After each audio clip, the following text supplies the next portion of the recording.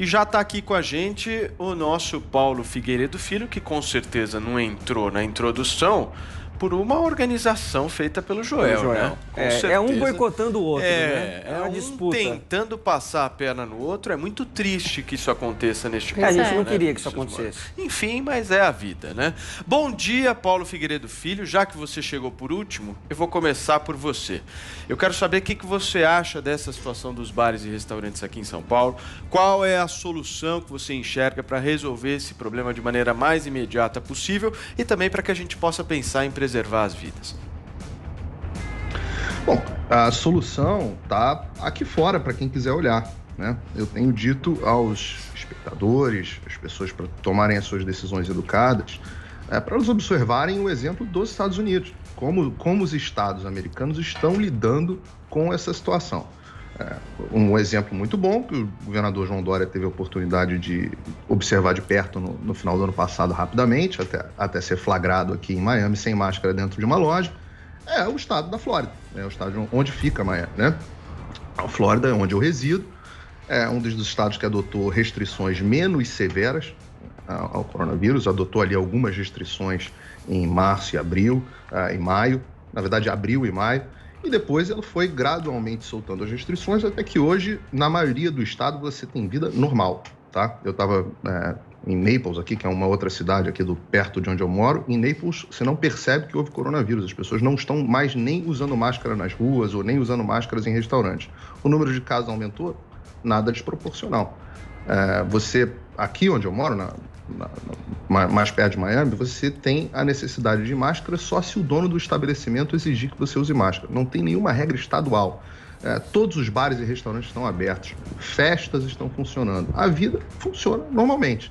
Em outros estados, sempre dou outros exemplos, estados governados pela esquerda aqui dos Estados Unidos, o Partido Democrata, estados como Nova York, estados como a Califórnia, você tem restrições absolutamente autoritárias, tá?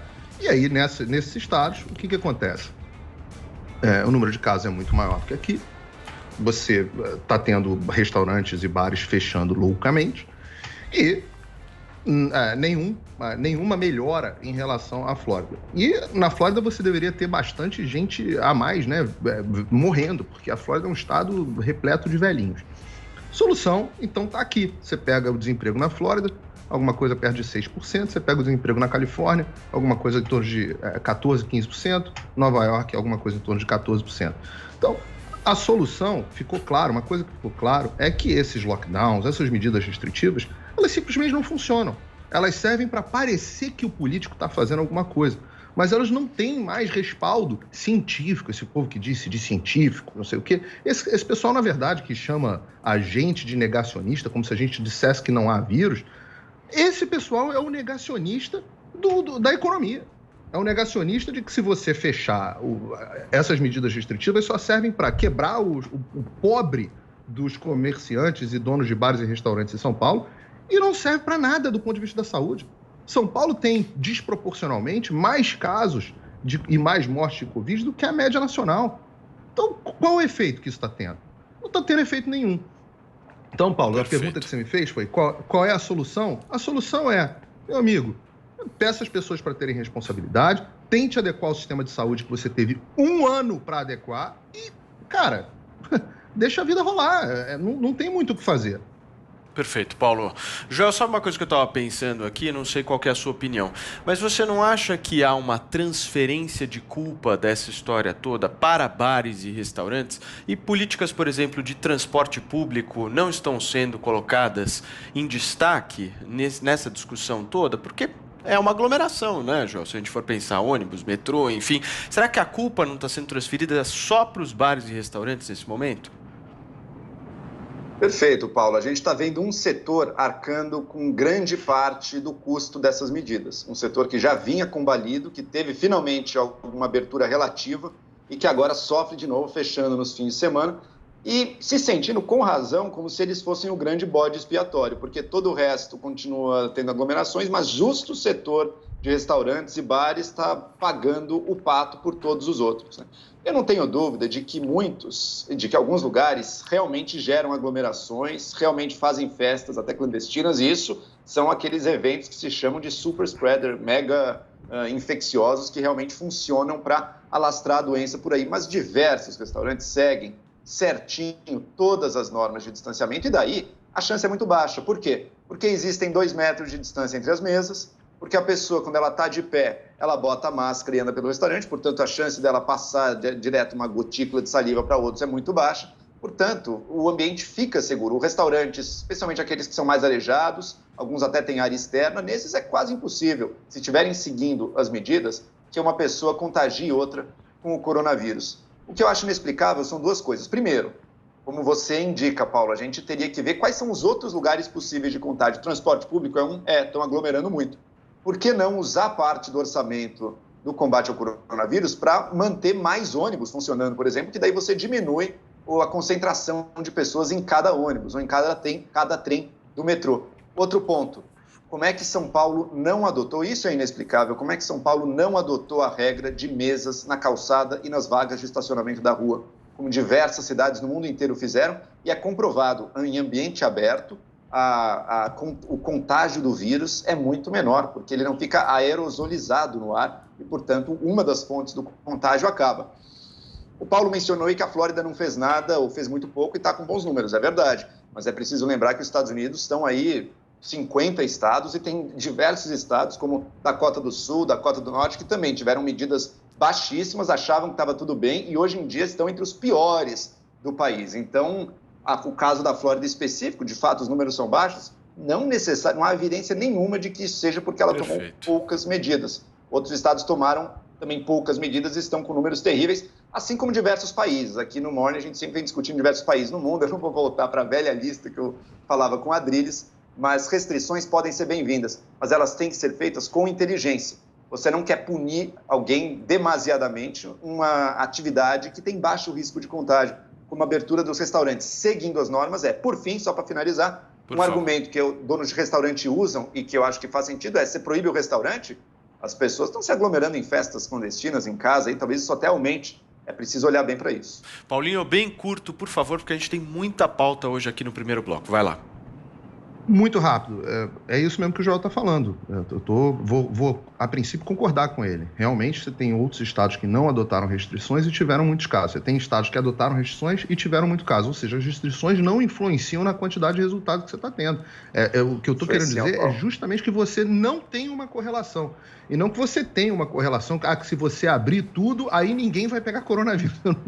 Eu nunca disse isso. Eu fiz a comparação aqui com a Flórida, mas posso fazer também a comparação com o Texas, que também só adotou medidas de restrições durante um período muito curto e hoje tem menos casos proporcionalmente por população do que a Califórnia, que adotou medidas duríssimas. Então, uma coisa que os Estados Unidos, pelo seu sistema federativo, conseguiram provar para o mundo não importa se você adote restrições ou não, o seu número de casos e o seu número de mortes não vai depender disso. Isso, perfeito, meu amigo, é a tal da ciência.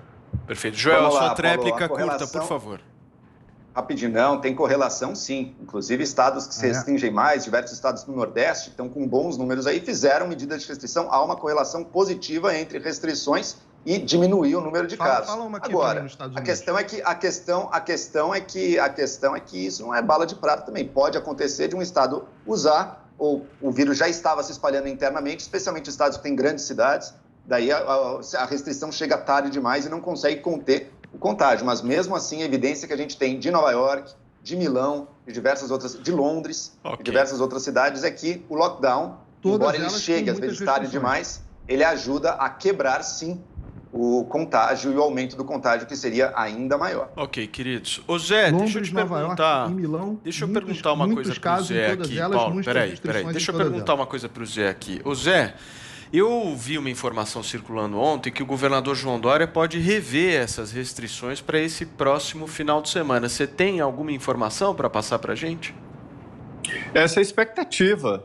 Há aqui todo um entendimento de que deve rever. Paulo, essa discussão aí nova sobre lockdown ou não, onde desenvolveu mais, ela me repassa aqui a responsabilidade exatamente de decisões como esta do governador de São Paulo, João Dória, e daqui. Eu tenho, daqui de Brasília, a gente aprende a ver essa história de exigir que a autoescola compre aquele simulador caríssimo, mais de 10 mil dólares, e depois, não precisa. Empresas são montadas para fazer aqueles kits pronto-socorro, não precisa. Depois, extintor de incêndio e tal. Eu me lembro do Plano Real, do Plano Collor, que requisitou, que trancafiou dinheiro de pessoas. Aí a gente vê casos particulares chegando aqui, como o do senhor que vendeu uma fazenda, depositou o dinheiro e o Plano Collor pegou, ele veio aqui a pé protestar. Então a gente vê e aprende que o empresário não quer só dinheiro, que a gente tem a ideia de que o empresário fica atrás de redução de impostos e de crédito, mas a principal reivindicação do empresário, isso eu aprendi aqui, é segurança jurídica, normatização, é isso que os empresários querem. E neste caso aí, os empresários estão inseguros, eles compram insumos que perdem, que têm prazo de validade. Vai abrir restaurante, eles compram, contratam pessoas e depois fecham, eles perdem esses produtos, né? Então, esta segurança é que está inviabilizada pelo empresário. É visível que o setor de bares e restaurantes está sendo pego aí como boi de piranha mesmo, falou muito bem. Agora, não dá para desobedecer às leis, é preciso que o governador entenda, e aqui a ideia é de que o governador vai rever essa decisão, ou pelo menos colocar regras diferentes e, olha, duradouras. Ele é um empresário, ele sabe as consequências, né, no dia a dia. Perfeito. Zé,